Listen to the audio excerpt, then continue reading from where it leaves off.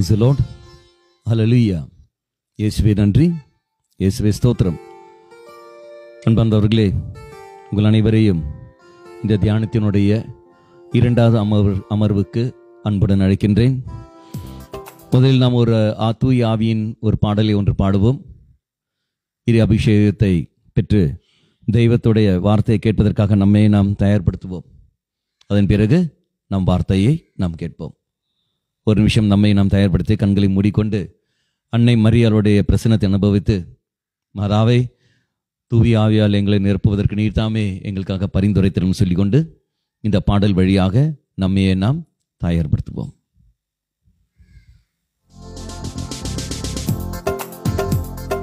இந்த பாடலை வழி நடத்துகிறவர் சகோதரர் யூஜின் அவர்கள்.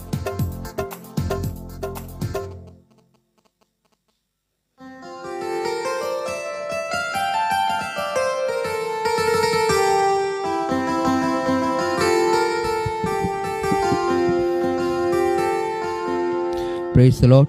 இயேசுவே நன்றி, இயேசுவே ஸ்தோத்திரம். ஹல்லேலூயா. அனைவருக்கும் வணக்கம். இந்த இரண்டாவது அமர்விலே பங்கு பெற்றுகின்ற உங்கள் அனைவரையும் இறை இயேசுவின் அன்பிலும் அமைதியிலும் வாழ வாழ்த்துகின்றேன். இந்த ஆவியானவரின் பாடல் ஊடாக இந்த தியானத்திலே பங்கு பெற்றுகின்ற நாம் எமது குடும்பங்களுக்கான வரங்களை வேண்டுவோம். எம்மை வாழ வைக்கும் அன்பு தெய்வம், எம்மை வழிநடத்தும் ஆண்டவர் இயேசு, ஆவியானவரின் துணையுடன் எமது குடும்பங்களிலே அசைவாடவும். அன்று பெந்தெகோஸ்து நாளிலே ஆவியானவர் அப்போஸ்தலர் மேல் தீனாவாய் அக்கினி வடிவமாய் இறங்கியது போல எமது குடும்பங்களிலும் இன்றைய நாளிலே இந்த தீய கொடிய வைரஸினூடாக பாதிக்கப்பட்டிருக்கின்ற இந்த உலகத்திற்காகவும் வேண்டுவோம். எமது குடும்பங்களிலே நிலவுகின்ற அனைத்து தடைகளும் அகன்று போகவும், விசேடமாக பொருளாதார தடைகள், திருமண தடைகள், வேலைவாய்ப்பின்மை தடைகள் போன்றவை அகன்று போகவும், பிரிந்திருக்கின்ற நம் குடும்பங்களுக்காக பிரிந்திருக்கின்ற சகோதர சகோதரிகள் ஒன்றிணைய வேண்டியும், பிள்ளைகள் பெற்றோர்கள் அன்பாகவும் அமைதியாகவும் வாழ ஆவியானவரின் வழிநடத்தலை வேண்டி இந்த பாடலில் பங்கு பெற்றுவோம். அக்கினியானவரே என்ற பாடலே அனைவரும் சேர்ந்து பாடுவோம்.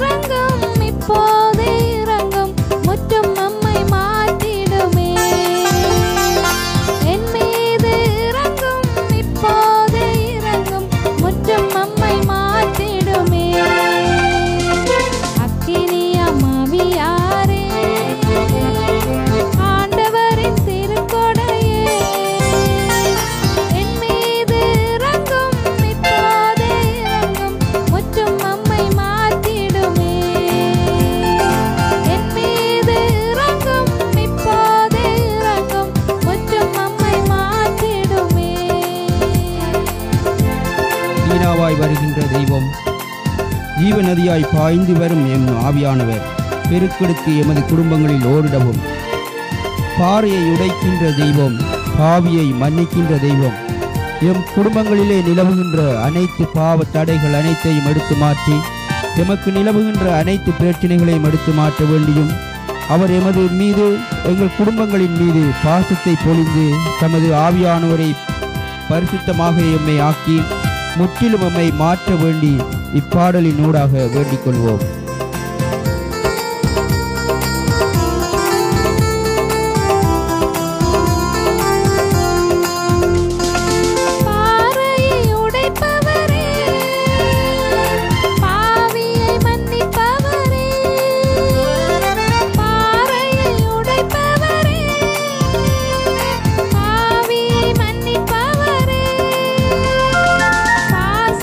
பொழிந்து பரிசுத்தமாக்கி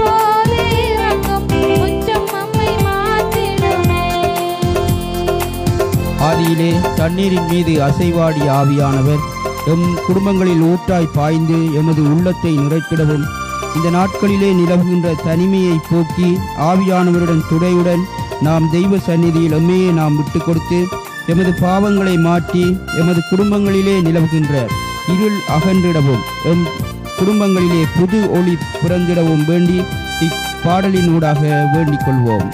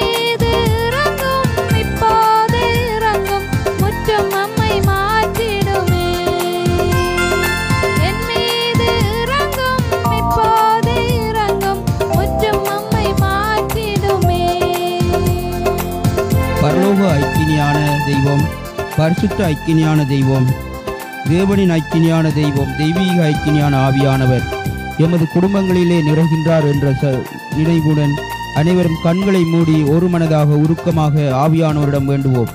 ஆவியானவரின் வல்லமைக்காக வேண்டுவோம். விண்ணக சக்தியான தெய்வம், அவரது புகழை பாட எமக்கு சக்தி தர வேண்டி வேண்டுவோம். விண்ணக ஐக்கினியான தெய்வம், எம்மை தொட வேண்டி வேண்டுவோம். எம் மீது எண்ணெயை பூசி அவரது அபிஷேகத்தால் எம்மை நிரப்ப வேண்டி வேண்டுவோம். எமது உள்ளங்களில் நிலவுகின்ற அனைத்து காயங்கள், எமது மனங்களில் நிலவுகின்ற அனைத்து கசப்புகள் என்மையும் நீங்கி எமது குடும்பங்களிலே அன்பும் ஒற்றுமை, அமைதி, சமாதானம் நிலவ வேண்டி இந்த பாடலினூடாக கண்களை மூடி அனைவரும் உருக்கமாக வேண்டிக் கொள்வோம்.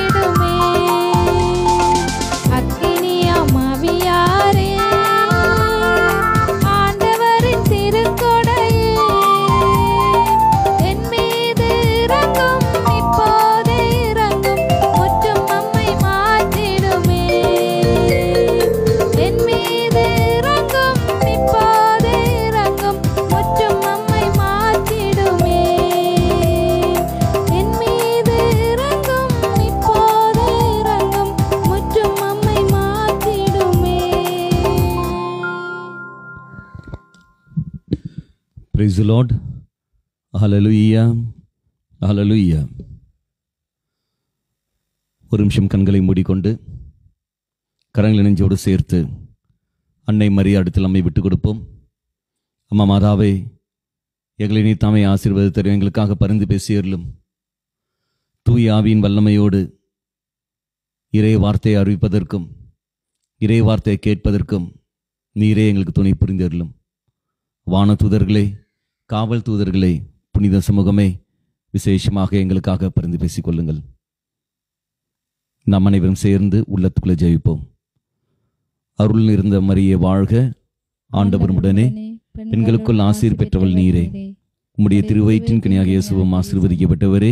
புனித மரியே, இறைவனின் தாயே, பாவிகளாயிருக்கிற எங்களுக்காக இப்பொழுதும் எங்கள் இறப்பின் வேளையிலும் வேண்டிக் கொள்ளும். ஆமேன். அருள் நிறைந்த மரியே வாழ்க, கர்த்தருடனே, பெண்களுக்குள் ஆசீர்வதிக்கப்பட்டவள் நீரே, உம்முடைய திருவயிற்றின் கனியாக இயேசுவும் ஆசீர்வதிக்கப்பட்டவரே. புனித மரியே, இறைவனின் தாயே, பாவிகளாயிருக்கிற எங்களுக்காக இப்பொழுதும் எங்கள் இறப்பின் வேளையிலும் வேண்டிக் கொள்ளும். ஆமேன். அருள் நிறைந்த மரியே வாழ்க, கர்த்தருடனே, பெண்களுக்குள் ஆசீர்வதிக்கப்பட்டவள் நீரே, உம்முடைய திருவயிற்றின் கனியாக இயேசுவும் ஆசீர்வதிக்கப்பட்டவரே. புனித மரியே, இறைவனின் தாயே, பாவிகளாயிருக்கிற எங்களுக்காக இப்பொழுதும் எங்கள் இறப்பின் வேளையிலும் வேண்டிக்கொள்ளும். ஆமென். பிதாவுக்கும் சுதனுக்கும் பரிசுத்த ஆவிக்கும் மகிமையுண்டாவதாக.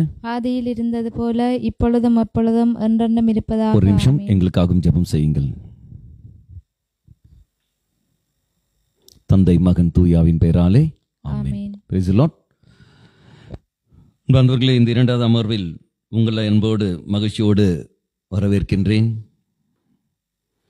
தெய்வம் தாமே நம்மை நிறைவாக ஆசீர்வதிக்க வேண்டும் என்றும் நம்முடைய குடும்பத்தை திருக்குடும்பமாக தெய்வம் மாற்ற வேண்டும் என்றும் விசேஷமாக நாம் ஜெபிப்போம். நாம் பார்க்கின்றோம்,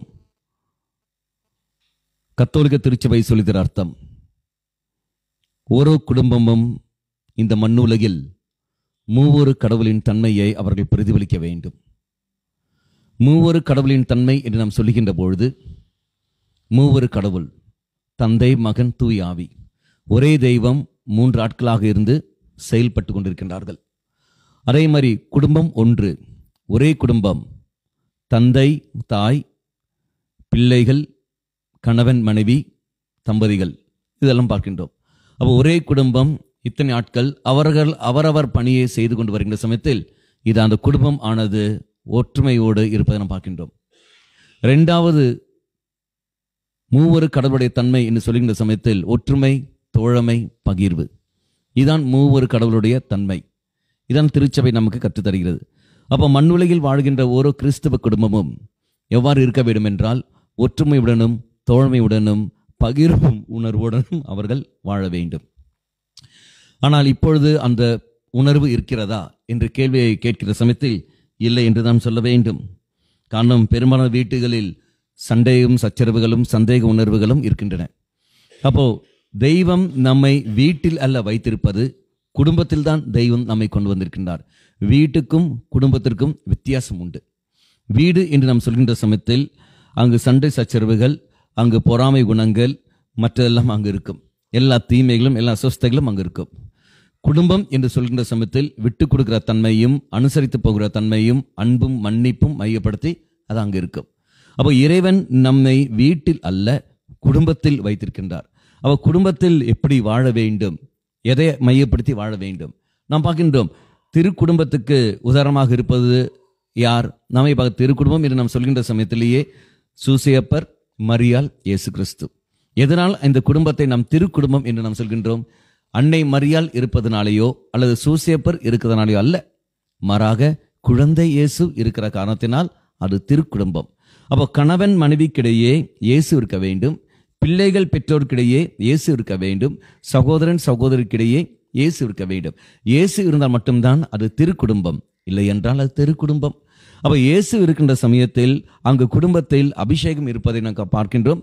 அந்த குடும்பத்தில் அமைதியும் சந்தோஷம் இருப்பதை நாம் பார்க்கின்றோம். அப்போ எப்படி குடும்பத்தில் நாம் இயேசுவை கொண்டு வர முடியும்? அப்போ குடும்பம் ஆனது திருக்குடும்பம் மாற வேண்டும் என்றால் எப்படி அதை நாம் செய்ய முடியும்? திருச்சபை நமக்கு எவ்வாறு கற்றுத்தருகிறது நாம் பார்க்கின்றோம். திருக்குடும்ப உதாரணத்தை நாம் எடுத்துக்கொள்வோம். சூசையப்பர், மரியாள், இவர்களை தனித்தனியாக நாம் எடுப்போம். அதன் பிறகு இவர்களை இணைத்து பெற்றோர்களாகவும் தம்பதிகளாகவும் நம்மளால் பார்க்க முடியும். அப்போ திருமணம் ஆவதற்கு முன்னாடி ஒரு கணவன் எவ்வாறு இருக்க வேண்டும், ஒரு மனைவி எப்படி இருக்க வேண்டும், அதன் பிறகு தம்பதிகள் எப்படி வாழ வேண்டும், அதுக்கப்புறம் பெற்றோர்கள் எப்படி இருக்க வேண்டும், பிள்ளைகள் எப்படி இருக்க வேண்டும், இது எல்லாமே இந்த திருக்குடும்பத்தை மையப்படுத்தே நம்மளால் போக முடியும். இப்போ உதாரணம் எடுத்துக்கொள்ளுங்கள். இந்த மூவொரு கடவுளின் தன்மை எதெல்லாம்? ஒற்றுமை, தோழமை, பகிர்வு. இந்த மூன்றையும் நாம் எங்கே பார்க்கின்றோம்? சூசையப்பருடைய குணாம்சங்களில் பார்க்கின்றோம். இந்த மூன்றையும் மரியாளுடைய இதிலும் நாம் பார்க்கின்றோம். முதலில் தனித்தனியாக நாம் பார்ப்போம். நாம் பார்க்கின்றோம், சூசையப்பரை எடுத்துக்கொள்ளுங்கள். சூசையப்பருடைய வாழ்க்கை எப்பேற்பட்ட ஒரு வாழ்க்கை! திருக்குடும்பமாக அமைவதற்கு அவர் என்ன செய்கின்றார், அவர் எப்படி இருக்கின்றார், அவர் எதில் மூணு விஷயத்தில் நிலைத்திருக்கின்றார். நாம் பார்க்கின்றோம் 3 நிலைகளில் அவர் நிலைத்திருப்பதை பார்க்கின்றோம். ஒன்று, அவருடைய இறைவார்த்தை மையப்படுத்தி அவர் வாழ்கின்ற ஒரு வாழ்க்கை. இறைவனை மட்டுமே மையப்படுத்தி அந்த இறைவார்த்தை மீது நம்பிக்கை வைத்துக் கொண்டு வாழ்கின்ற ஒரு வாழ்க்கை தான் சூசையப்பருடைய வாழ்க்கையும் மரியாளுடைய வாழ்க்கையும். இரண்டாவது நாம் பார்க்கின்றோம், இவர்கள் 2 பேருடைய வாழ்க்கை இரண்டாவது எதில் இருக்கிறது என்றால், அவர்கள் திருச்சபையை மையப்படுத்தி கொண்டு வாழ்கிற வாழ்க்கை. திருச்சபை சொல்கின்ற சமயத்தில் அந்த காலகட்டத்தில் எப்படி அங்கு மொய்சன் வழியாக கொடுக்கப்பட்ட சட்டங்கள் அதை மையப்படுத்தி அவர் வாழ்கிறார்கள். மூன்றாவது நாம் பார்க்கின்ற பொழுது ஜெப வாழ்க்கை. இந்த 2 பேரும் ஜெப வாழ்க்கையில் உறுதியோடு இருப்பார்கள். அப்ப தனிப்பட்ட முறையில் இந்த 3 பேரும் இந்த 3 நிலைகளில் உறுதியோடு இருக்கிற காரணத்தினால் இவர்கள் இணைகிற சமயத்தில் ஆட்டோமேட்டிக்காக அவர்கள் யாரை பெற்றெடுக்கிறார்கள்? தெய்வ மக்களை பெற்றெடுக்கிறார்கள், தெய்வத்தை பெற்றெடுக்கிறார்கள், இயேசு கிறிஸ்துவை பெற்றெடுக்கின்றார்கள். உதாரணம் எடுத்துக்கொள்ளுங்கள், சூசையப்பரை பாருங்கள். சூசையப்பர் முதலில் நாம் பார்க்கின்றோம் இறை வார்த்தையை மையப்படுத்தி. மத்தேயு நற்செய்தி 1ஆம் அதிகாரம் 19 முதலில் திருவாக்கியங்கள்.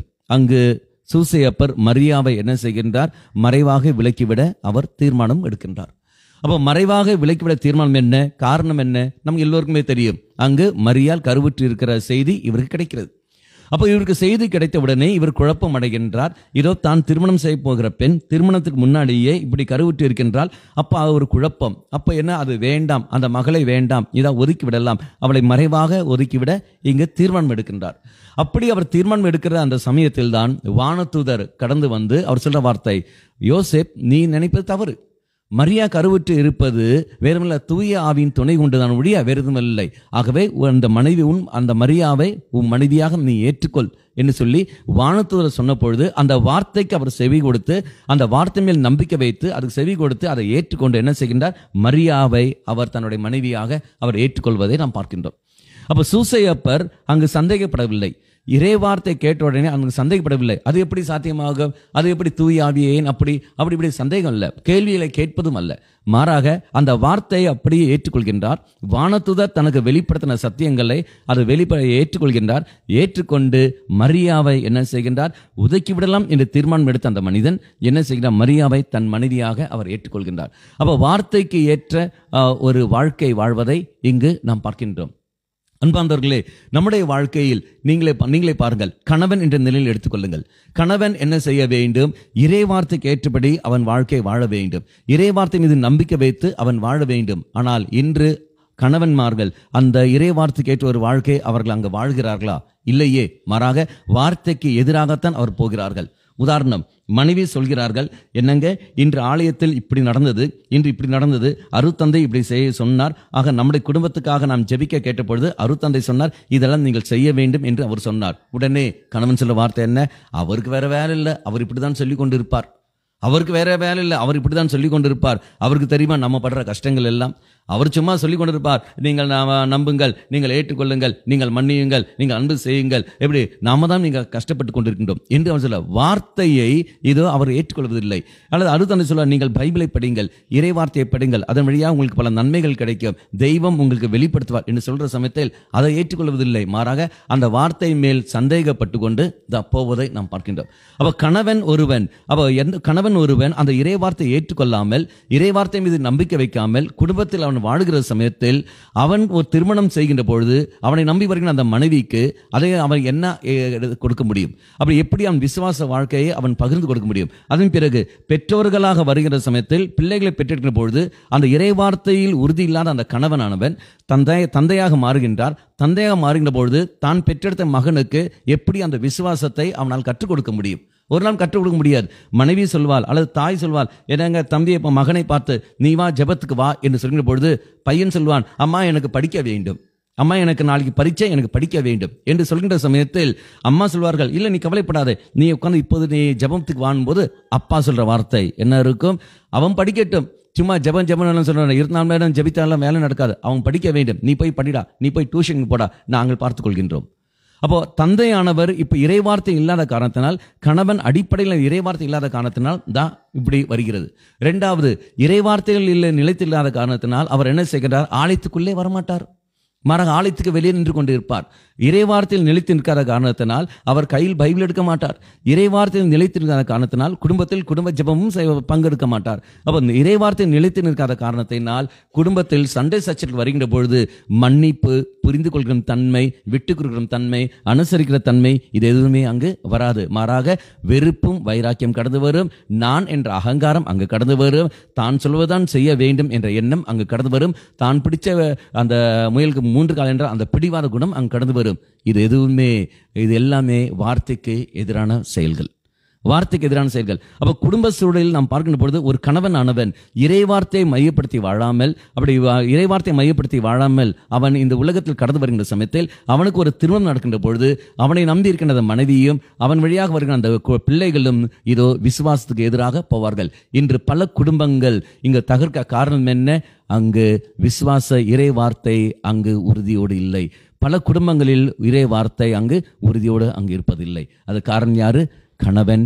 அவர் அங்கு அடிப்படையாக விசுவாசத்தில் அங்கு இல்லை. அப்ப இறை வார்த்தை அவன் கேட்க வேண்டும்.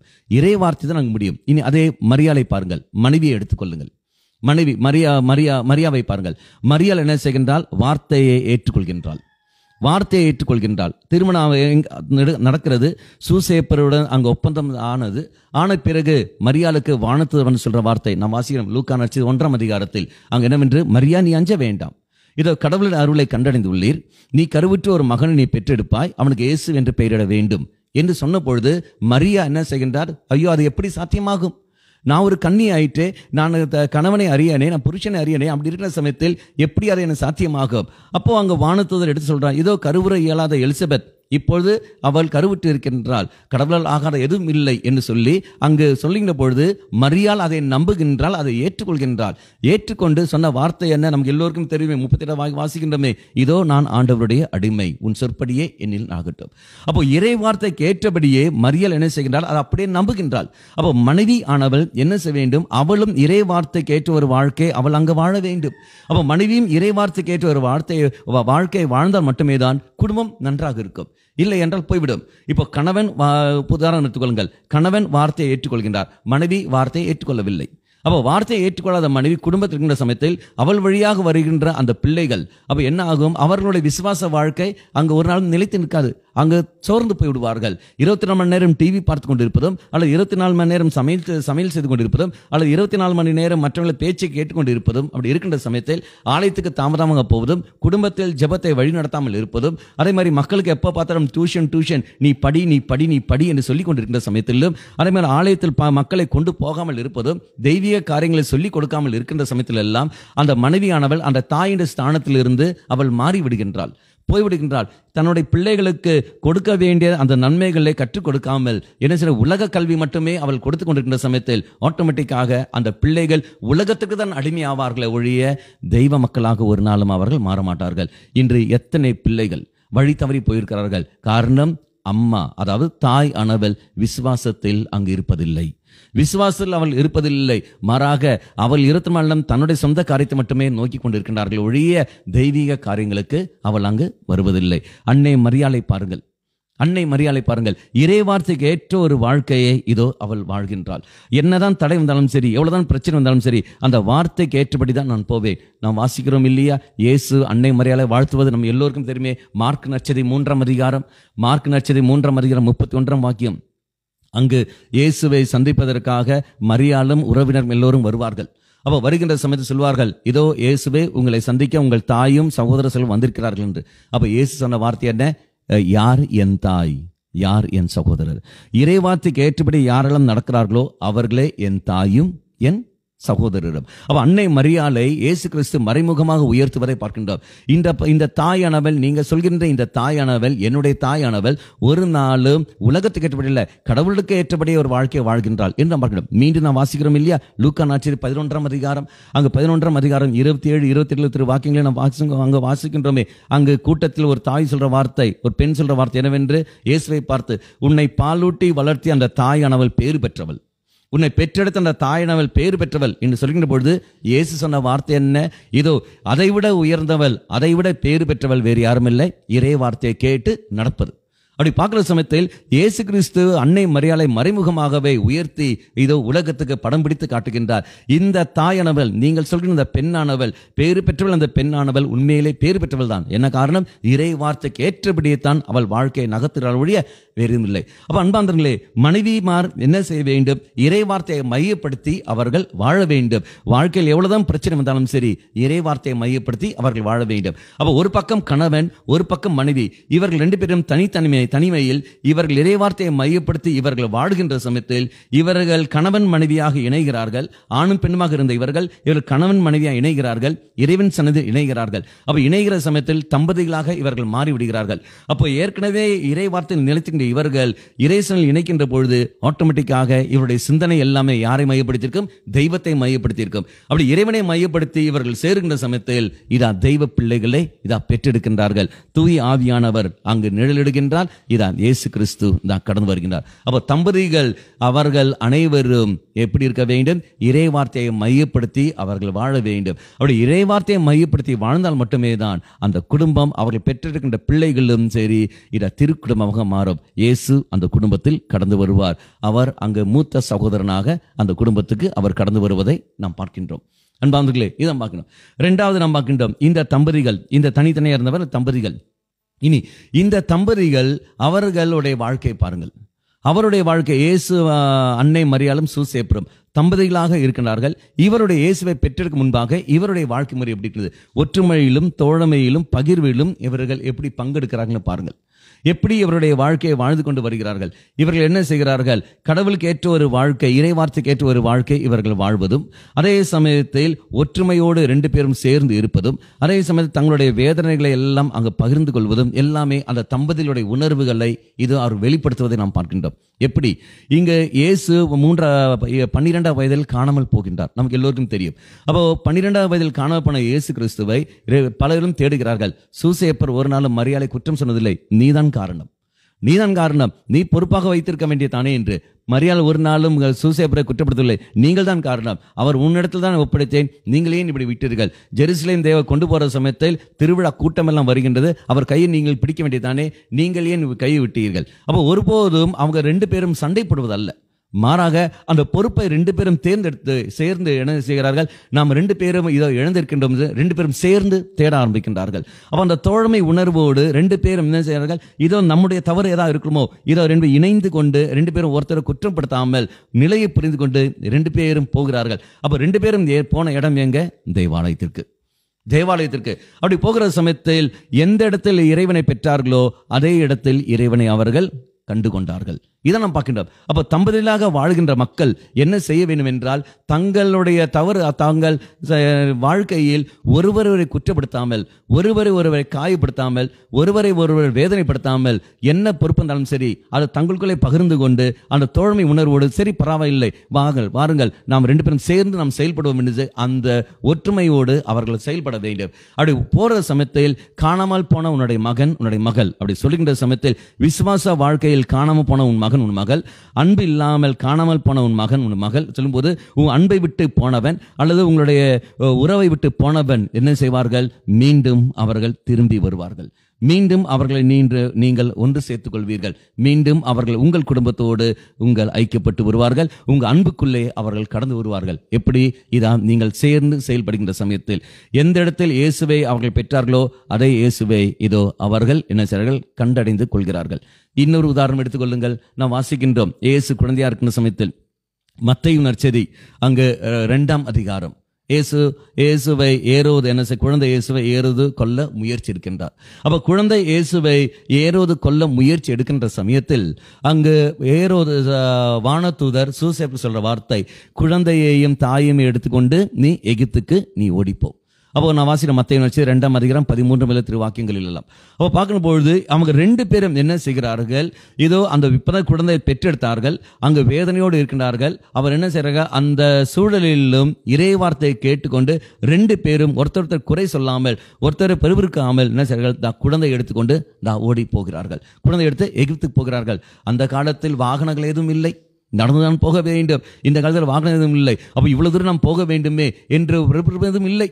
மாறாக அவர் பாட்டுன்னு போகிறார்கள், இறை வார்த்தைக்கு ஏற்றபடியே போகிறார்கள். காரணம் நம்பிக்கை.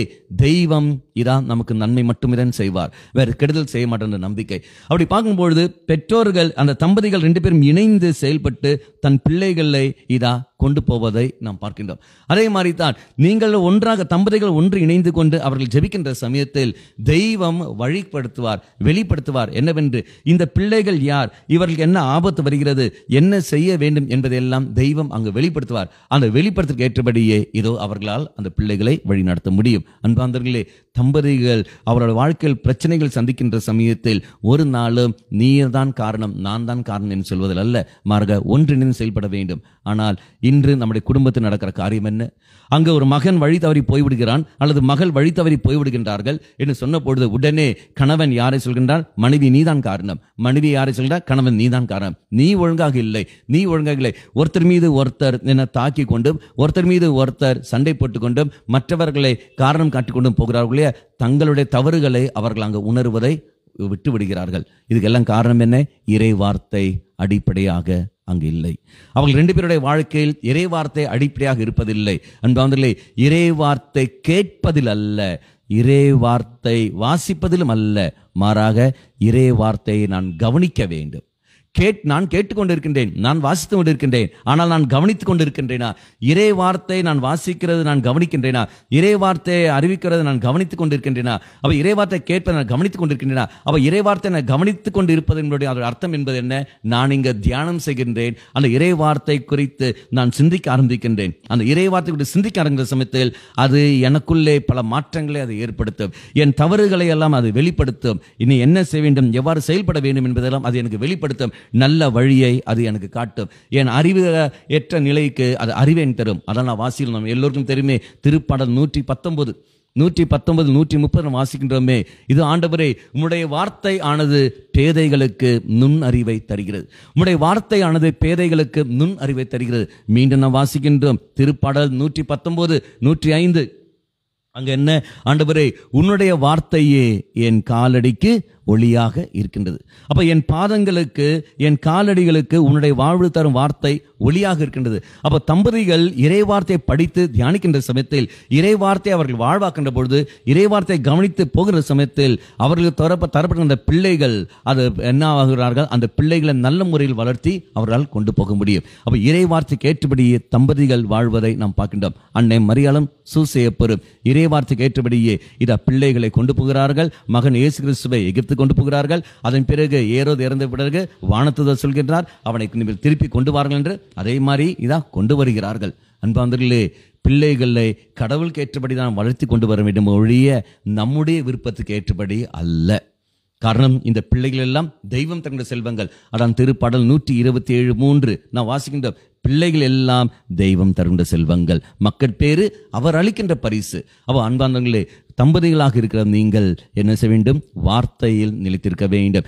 தினந்தோறும் தம்பதிகள் ஜெபிக்கின்ற தம்பதிகளாக மாற வேண்டும். கணவன் மனைவி, இனி கணவன் வரவில்லை மனைவி தான் இருக்கின்றாள், மனைவி வரவில்லை கணவன் தான் இருக்கின்றாள், ஜெபத்துக்கு சொல்லும் போது அந்த குடும்பத்தில் சக்தி எழுந்து கொண்டிருப்பார்கள். அப்ப சக்தி இழந்த அந்த குடும்பத்திற்கு அந்த கணவனானவன் என்ன செய்ய வேண்டும்? சக்தி பெற வேண்டும். மனைவியானவள் சக்தி பெற வேண்டும். எவ்வாறு?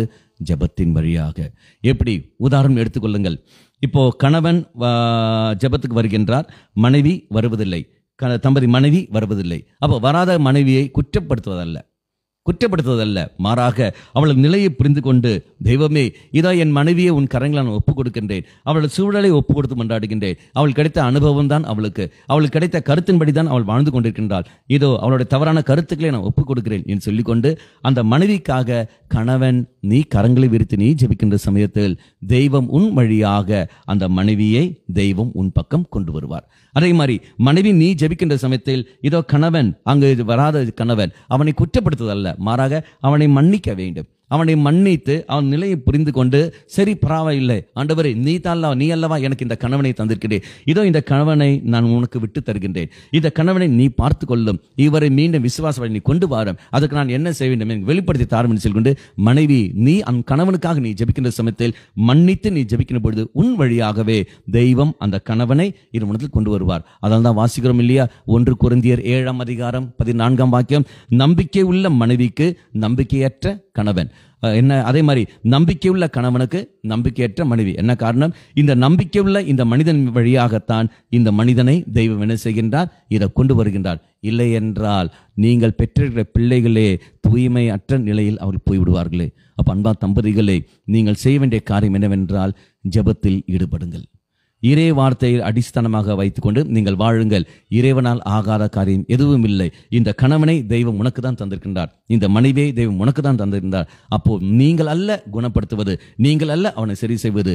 தெய்வ சன்னதியில் அவரை ஒப்பு கொடுங்கள், அவளை ஒப்பு கொடுங்கள். இறைவன் மீதெல்லாம் பார்த்துக் கொள்வார். அவளை ஒப்பு கொடுக்கிற சமயத்தில் பல தியாகங்கள் நாம் செய்ய வேண்டியிருக்கும், பல அவமானங்கள் நாம் பட வேண்டியிருக்கும், பலவிதமான காயங்கள் நாம் சந்திக்க வேண்டிய கிடைக்கும், பல கொடுமைகள் நாம் சந்திக்க வேண்டிய சூழல் ஏற்படும். அவை அனைத்தையும் இயேசுவின் திருச்சிலுவையோடு நாம் சேர்த்து வைக்கிற சமயத்தில் இதா நமக்கு அங்கு வெற்றி கிடைக்கும். என்ன காரணம்? இயேசுவின் சிலுவையானது வெற்றியின் அடையாளம். நம்முடைய வேதனைகளும் நம்முடைய அவமானங்களும் நம்முடைய காயங்கள் அனைத்தையும் நாம் வழியாக இத தெய்வம் என்ன செய்கிறார்? அவ அனைத்தையும் சிலுவையில் ஏற்றுக்கொண்டு நமக்கு விடுதலை தருகின்றார். அப்போ கணவன் மீட்பு பெறுவதற்காக மனைவி நீ சிலுவையில் மரிக்க வேண்டும். கணவன் மனைவி மீட்பு பெற வேண்டும் என்றால் கணவன் நீ சிலுவையில் மரிக்க வேண்டும். சிலுவையில் மரிப்பது என்பது அது கோழையின் அடையாளம் அல்ல, மாறாக அது வெற்றியின் அடையாளம், அன்பின் அடையாளம். ஆக கணவன் மனைவி தம்பதிகளாக இருக்கிற நீங்கள் சிலுவையை சுமப்பதற்கு தயாராக இருக்க வேண்டும். அப்பொழுது வருகின்ற போது இதா இயேசு கிறிஸ்து அந்த குடும்பத்தில் அங்கு இருப்பதை நாம் பார்க்கின்றோம். மூன்றாவது, இவர்கள் பெற்றோர் ஸ்தானத்தில் வருகிறார்கள். இந்த பெற்றோர்கள் இறை வார்த்தையை மையப்படுத்தி வாழ வேண்டும். அப்போ கணவன் மனைவி இவர்கள் தனிப்பட்ட முறையில் இறை வார்த்தையை மையப்படுத்தி வாழ்வதும், அதே மாதிரி தம்பதிகள் இறை வார்த்தையை மையப்படுத்தி வாழ்வதும், அதே மாதிரி பெற்றோர்கள் பிள்ளைகளிடம் பெற்றோர்கள் இந்த பெற்றோர்களும் என்ன செய்யணும்? இறை வார்த்தையை மையப்படுத்தி அவர்கள் வாழ வேண்டும். அப்ப இறை வார்த்தையை மையப்படுத்தி அவர்கள் வாழ்ந்தால் மட்டுமே தான் அந்த பிள்ளைகள் ஆனவர்கள் ஒரு நாள் வழி தவறி போக மாட்டார்கள். நமக்கு எல்லோருக்கும் தெரியும் இல்லையா? திருப்பாடல் 119 வாசிக்கின்றோம். 9வது வாக்கியத்தில், ஆண்டவரே இதா நாங்கள் பாவம் செய்யாதவாறு உம்முடைய வார்த்தையை எங்களுக்கு நீ தந்தருளும். நாங்கள் பாவம் செய்யாதவாறு உங்களுடைய வார்த்தையை நாங்கள். அப்ப பிள்ளைகளுக்கு பெற்றோர்கள் கொடுக்க வேண்டியது என்னவென்றால் இறை வார்த்தை. இறை வார்த்தையை நீங்கள் கொடுக்க வேண்டும். மாறாக இந்த காலகட்டத்தில் பிள்ளைகளுக்கு இறை வார்த்தை கொடுப்பதில் அல்ல, மாறாக பெற்றோர்கள் மக்களுக்கு என்ன வாங்கி கொடுக்கிறார்கள்? மொபைல் போன் வாங்கி கொடுக்கிறார்கள். எல்லோர் வீட்டிலும் பைபிள் இருக்கின்றது, ஆனால் குடும்பத்துக்கு ஒரு பைபிள் தான் உண்டு ஒழிய வீட்டிற்கு நபருக்கு ஒரு பைபிள் அல்ல. நபருக்கு ஒரு பைபிள் இல்லை. பரிசு கொடுக்கிற சமயத்தில் அவர்கள் பைபிளை கொடுப்பதல்ல, மாறாக மொபைல் போன் வாங்கி கொடுக்கிறார்கள், உலக காரியங்கள் வாங்கி கொடுக்கிறார்கள். அன்பார்ந்தவர்களே, ஓரோ மகனும் மகளும் நீங்கள் உங்கள் பிள்ளைகளுக்கு இறை வார்த்தையை கொடுங்கள். இறை வார்த்தையை நீ கொடுக்கிற சமயத்தில் அந்த இறை வார்த்தையை படிக்கின்ற பொழுது அந்த இறை வார்த்தையை அவன் கையில் எடுக்கிற சமயத்தில் இது அவங்களுக்கு அங்கே சக்தி கிடைக்கும். என்ன செய்ய வேண்டும், எவ்வாறு வாழ வேண்டும் என்பது அவங்களுக்கு தெரியும். பிள்ளைகள் பெற்றோர்கள் நீங்கள் சொல்லிக் கொடுக்க விட்டாலும் அவன் இறைவார்த்தை படிக்கிற சமயத்தில் அந்த இறைவார்த்தை அவர்கள் வழிகாட்டும். அதை நாம் எல்லோருக்கும் தெரியுமே. 2 தீமோத்தேயு 3:16 வாக்கியத்தில் நாம் வாசிக்கின்றோம் என்னவென்று, மறைநூல் அனைத்துமே தூய ஆவியின் தூண்டுதலை பெற்றுள்ளது. அப்ப மறைநூல் அனைத்துமே, இந்த பைபிள் அனைத்துமே தூய ஆவியின் தூண்டுதலை அது பெற்றிருக்கின்றது. அது எதற்காக? 4 காரியத்திற்காக. 1, அது கற்பிப்பதற்கும், கண்டிப்பதற்கும், சீராக்குவதற்கும், நேர்மையான வாழ்க்கை வாழ்வதற்கும் அது கொடுக்கப்படுகிறது.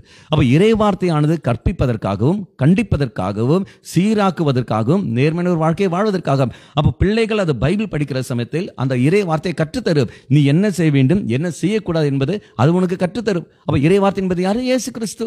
தம்பதிகள் நீங்கள் ஒன்றாக இறை வார்த்தையை மையப்படுத்தி வாழுகிற சமயத்தில் நீங்கள் பெற்றெடுத்த மனிதன் யாரு? உங்கள் பிள்ளைகளை நீங்கள் பெற்றெடுக்க முன்பாக இயேசு கிறிஸ்துவை நீங்கள் பெற்றெடுத்திருக்கின்றீர்கள். அப்ப இயேசு கிறிஸ்து அந்த குடும்பத்தில் மூத்த தலைமகனாக வந்து நிற்கின்றான், மூத்த மகனாக வந்து நிற்கின்றார். அப்ப தலைமகனுடைய பொறுப்பு என்பது என்ன? பெற்றோருடைய ஸ்தானத்தை அவன் எடுத்துக்கொள்வான். என்னவென்று, தம்பி நீ அது செய்யாரே, தங்கச்சி நீ அது செய்யாரே, இது அவன் தலைமகனுடைய ஸ்தானம். அப்போ பெற்றோருடைய ஸ்தானத்தை அவன் எடுத்துக்கொள்வான். பெற்றோர்கள் போவார்கள், இதோ மூத்தவன் இடத்தில் சொல்லி போவார்கள், தம்பி இதோ தம்பியை பார்த்துக்கோ, தங்கச்சியை பார்த்துக்கோ என்று. அப்போ இந்த இயேசு கிறிஸ்து நம்முடைய குடும்பத்தில் தலைமகனாக வருகின்ற சமயத்தில், மூத்த மகனாக வருகின்ற பொழுது உங்களுடைய பிள்ளைகள் வழி தவறி போக மாட்டார்கள். வார்த்தை சொல்லுகிறது, நீ செய்வது தவறு, இதை கண்டிக்கும். நீ செய்கிற தவறு அதை கண்டிக்க, நீ இப்படி செய்யக்கூடாது, நீ இப்படி செய், இதை வார்த்தை உனக்கு கற்றுத்தரும். அதே மாதிரி அது சீராக்கும். நீ தவறு செய்திருக்கின்றாய், நீ போய் சீராக்கு. இப்போ உதாரணம், ஃபேன் ரிப்பேர் ஆகுது என்றால் உடனே மெக்கானிக் ஷாப்புக்கு கொடுக்கின்றோம். அதே மாதிரி வாழ்க்கை ரிப்பேர் ஆகிவிட்டது என்றால் எங்கு நாம் போக வேண்டும்? Mechanic shop. எது மெக்கானிக் ஷாப்பு? அதான் பாவ சங்கீர்த்தனம். பாவ சங்கீர்த்தனத்தை ஓடி போய் பாவ சங்கீர்த்தனம் செய்தாலே போதும். அப்போ பாவ சங்கீர்த்தனம் செய்கிற சமயத்தில் அங்கே சீஃப் மெக்கானிக் யாரு? அங்கே தெய்வம் மெக்கானிக்கா இருக்கின்றார். அப்போ அவர் பயன்படுத்துகிற கருவி என்பது யாரு? அருள் தந்தையர்கள். அருத்தந்தையர்கள் வழியாக தெய்வம் என்ன செய்கின்றார்? எல்லா குற்றங்களையும் அவர் அங்கு மன்னிக்கின்றார். அப்போ சீராக்குவது என்று சொல்கின்ற பொழுது பாவ சங்கீர்த்தனம் அங்கு செய்வார்கள். அப்போ வார்த்தை படிக்கின்ற பொழுது அந்த வார்த்தையானது உன்னை பாவ சங்கீர்த்தத்துக்கு கொண்டு போய் சேர்க்கும். 4வது என்ன வருகிறது? நேர்மையான ஒரு வாழ்க்கை. எப்படி ஒரு நேர்மையான ஒரு வாழ்க்கை நீ வாழ வேண்டும் என்பதையும் இதோ அது நமக்கு கற்றுத்தரும். அப்ப இறை வார்த்தை அடிப்படையில் பெற்றோர்கள் நீங்கள் வாழுகிற சமயத்தில் உங்கள் பிள்ளைகளுக்கு, பெற்றோராக நீங்கள் உங்கள் பிள்ளைகளுக்கு கற்றுக் கொடுக்க வேண்டியது முதல் காரியம் என்பது என்னவென்றால் இதா இந்த இறை வார்த்தை. அதான் கத்தோலிக்க திருச்சபை catechism of the Catholic church சொல்லித்தர அர்த்தம் இதுதான். பெற்றோர்கள் பிள்ளைகளுக்கு கொடுக்க வேண்டியது முதல் பணி என்னவென்றால் அவர்கள் தூய்மையான வாழ்க்கை வாழ்வதற்கான வழிகளை அவர்கள் கற்றுக் கொடுக்க வேண்டும். பிள்ளைகள் தூய்மையான வாழ்க்கை வாழ்வதற்கான வழிகள் கற்றுக் கொடுக்க வேண்டும். எப்படி தூய்மையான வாழ்க்கை? குடும்பத்தில் ஒருத்தர் மதிப்பதற்கு அவர்கள் கற்றுக் கொடுக்க வேண்டும்.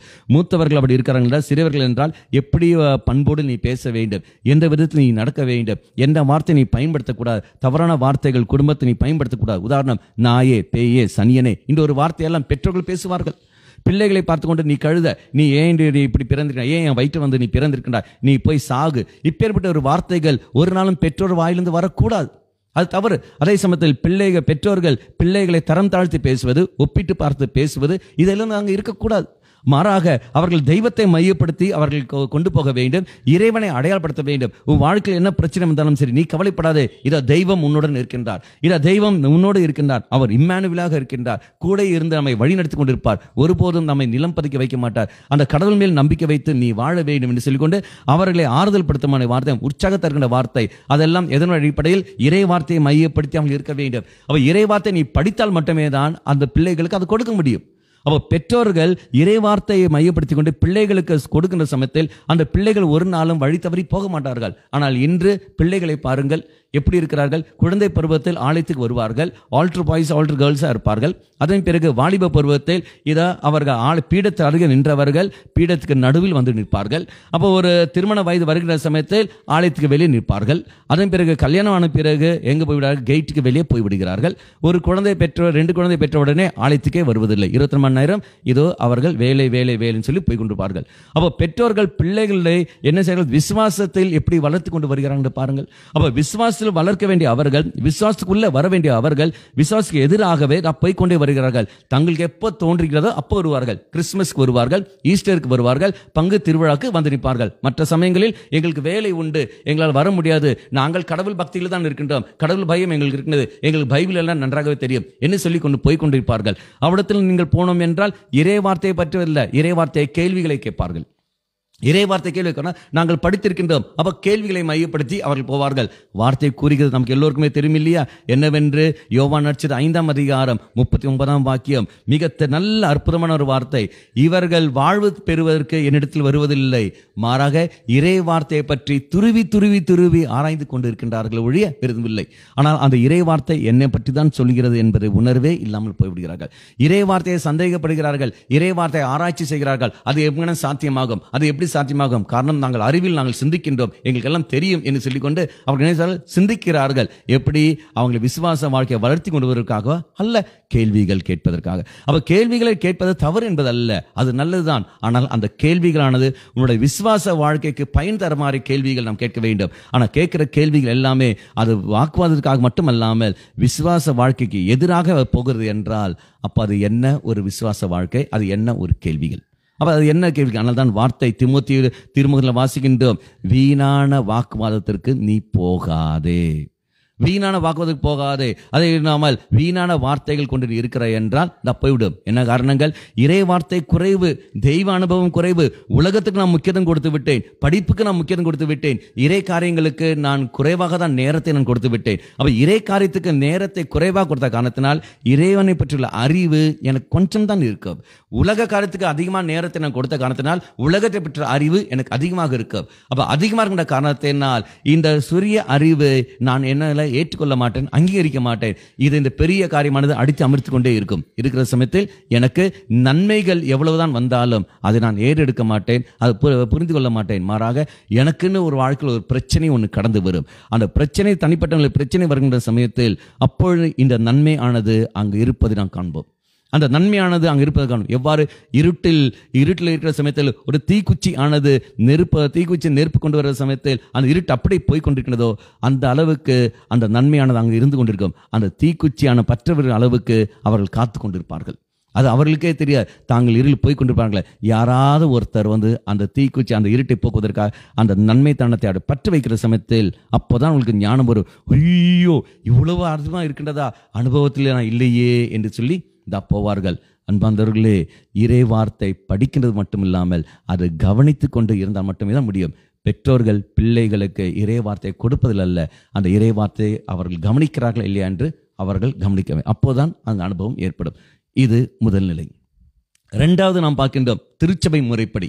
இந்த பிள்ளைகள், இந்த கணவன் சரி, மனைவியும் சரி, தம்பதிகளும் சரி, பெற்றோர்களும் சரி, இவர்கள் திருச்சபைக்கு ஏற்றபடி வாழ்ந்தால் மட்டுமே தான் அங்கே இயேசு அனுபவம் கிடைக்கும். அன்னை மரியாம் சூசைப்பெரும் பாருங்கள், திருச்சபைக்கு ஏற்றபடி அவர் மோசேயின் சட்டத்தின்படி வாழ்கிறார்கள். எங்க நான் வாசிக்கிறோம், லூக்கா நற்செய்தி 2ஆம் அதிகாரத்தில் அங்கே 40 வாக்கியங்கள் நாம் வாசிக்கின்றோம். அங்கே இயேசு வழக்கம் போல என்ன செய்கிறார்கள், அவங்க குழந்தை இயேசுவை அவர்கள் ஜெருசலேமுக்கு கொண்டு போகிறார்கள். அப்ப இயேசுவை வழக்கம் போல அவர்கள் எல்லா ஆண்டும் அவர்கள் ஜெருசலேம் தேவாலயத்துக்கு விழா கொண்டு போகிறார்கள். அப்படி பார்க்கிற பொழுது அவர்கள் அந்த மோசேயின் சட்டப்படியே அவர்கள் நிறைவேற்றுகிறார்கள். பிறகு குழந்தை பெற்றெடுத்த பிறகு காணிக்கையாக 2 குஞ்சுகளை, புறா குஞ்சுகளை இதை கொடுக்கிறார்கள். அப்ப அவர்களுக்கு ஏற்றபடியே அவர் என்ன செய்கிறார்கள், திருச்சபை அந்த மோசேயின் சட்டத்தின்படியே இதோ அவர்கள் வாழ்ந்து கொண்டு போவதையும் நாம் பார்க்கின்றோம். அன்பார்ந்தவர்களே, அதே மாதிரிதான் கணவன் மனைவி, நீங்கள் பெற்றோராக இருக்கும் நீங்களும் திருச்சபைக்கு ஏற்றபடி, திருச்சபை என்ன கற்றுத்தருகிறதோ அதுக்கேற்றபடி உங்கள் வாழ்க்கை நீங்கள் நகர்த்த வேண்டும். திருச்சபை சொல்லும், நீங்கள் ஜெபமாலை நீங்கள் ஜெபிக்க வேண்டும், நீங்கள் ஆலயத்தில் நீங்கள் பங்கெடுக்க வேண்டும், இதை நீங்கள் இந்த நோவினாக்களில் நீங்கள் பங்கெடுக்க வேண்டும், ஆலய காரியங்கள் நீங்கள் ஈடுபட வேண்டும், மற்ற காரியங்கள் நீங்கள் செய்ய வேண்டும், பிறரன்பை மையப்படுத்தி நீங்கள் செய்ய வேண்டும், திருச்சபையோடு இணைந்து நீங்கள் செயல்படுங்கள். அப்போ திருச்சபையை உங்களுக்கு பல விதத்தில் உங்களுக்கு கற்றுத்தரும். எதற்காக திருச்சபை நமக்கு தருகிறது, நம்முடைய விசுவாசத்தை வளர்த்தி கொள்வதற்காக. திருச்சபைக்கு அதிகாரம் உண்டா? திருச்சபைக்கு அதிகாரம் உண்டு. அதுதான் நாம் மத்தேயு நற்செய்தி 16ஆம் அதிகாரத்தில் நாம் வாசிக்கின்றோம். என்னவென்று அங்கு தெய்வம், அங்கே இயேசு சொல்ற வார்த்தை, எங்க ராய்பரிப்பர் சொன்ன வார்த்தை, இதோ மண்ணுலகில் நீ எதெல்லாம் தடை செய்கின்றாயோ அதெல்லாம் விண்ணுலகிலும் தடை செய்யப்படும், மண்ணுலகில் எதெல்லாம் நீ அனுமதிக்கின்றாயோ அதெல்லாம் விண்ணுலகிலும் அனுமதிக்கப்படும். அப்படி என்றால் தெய்வம் அங்கு ராயப்பருக்கு அதிகாரத்தை கொடுக்கின்றார். அப்போ அதிகாரத்தை பெற்ற அந்த ராயப்பர் என்ன செய்கின்றார், அந்த இறைவன் தந்த கட்டளையை மையப்படுத்தி கொண்டு அது மக்கள் எப்படி கொண்டு வர வேண்டும், மக்களை எப்படி கற்றுக் கொடுக்க வேண்டும் என்பதை அதை பயன்படுத்தி கொண்டு அந்த அதிகாரத்தை அவர் பயன்படுத்தி கொண்டு மக்களுக்கு வழி நடத்துகின்றார். அப்போ திருச்சபைக்கு அதிகாரம் உண்டு. அந்த அதிகாரம் தந்தது மனித அதிகாரம் அல்ல, தெய்வம் அவர் கொடுத்த அந்த அதிகாரம். அந்த அதிகாரத்தை பெற்றுக்கொண்டு அவர் வாழ்கிறார்கள். உதாரணம் எடுத்துக்கொள்ளுங்கள், ஒரு ஆசிரியர் பள்ளிக்கூடத்தில், அப்போ அவர் கணக்கு வாதியாராக இருக்குன்னு வைத்துக் கொள்ளுங்கள். அப்ப கணக்கு அவர் சொல்லிக் கொடுக்க வேண்டும். அப்ப கணக்கு அவர் சொல்லிக் கொடுக்கிற சமயத்தில் இந்தந்த முறைகள் அல்ல, தன்னிடத்தில் ஒப்படைக்கப்பட்ட மாணவிகள் அவருடைய புரிந்து கொள்ளும் தன்மைக்கு அவர்கள் ஏற்ற விதமாக என்ன செய்கின்றார், அவர் கணக்கை அவர் சொல்லிக் கொடுப்பார். அப்போ அவர் கிரியேட்டிவிட்டா, படைப்பு திறனோடு என்ன செய்யற கணக்கை அவர் கற்றுக் கொடுக்கின்றார். அதே மாதிரிதான் திருச்சபை என்ன செய்கிறது, மக்கள் இறை அனுபவத்தை பெற வேண்டும், மக்கள் மீட்பரை சொந்தமாக்க வேண்டும். இதை 10 கட்டளைகள் தரப்பட்டிருக்கின்றன. அப்ப இந்த 10 கட்டளைகளும் தரப்பட்ட அந்த கட்டளைகளை மக்கள் கடைபிடிக்க வேண்டும். அப்ப அதற்கான ஒரு ஷார்ட்கட், அதுக்கான ஒரு கைடு தான் எனது திருச்சபை இருக்கின்ற 6 கட்டளைகள். அந்த 6 கட்டளைகள் நீங்கள் பயன்படுத்துகிற சமயத்தில் இறைவன் அந்த 10 கட்டளைகளையும் நம்மளால் அங்க என்ன செய்ய முடியும், மிக சுலபமாக நம்மளால் கடைபிடிக்க முடியும். அப்போ திருச்சபை கட்டளைகளை தருகிறது என்றால் அந்த கட்டளைகளை கடைபிடிக்கிறது பெற்றோராகிய நமக்கு அங்கு கடமை உண்டு. மாறாக என்னால் முடியாது என்று சொல்வதற்கு இல்லை. அதாவது அதில் ஒரு கட்டளை நாம் எல்லோரும் தெரியும் இல்லையா, என்னவென்று மாதத்தில் அல்ல வருடத்தில் ஒரு முறையாவது நல்ல பாவ சங்கீர்த்தனம் செய்ய வேண்டும். வருடத்தில் ஒரு முறையாவது தான் வந்துகிற, ஒரு முறைத்தான் என்று ஒரு நாளும் சொன்னதில்லை.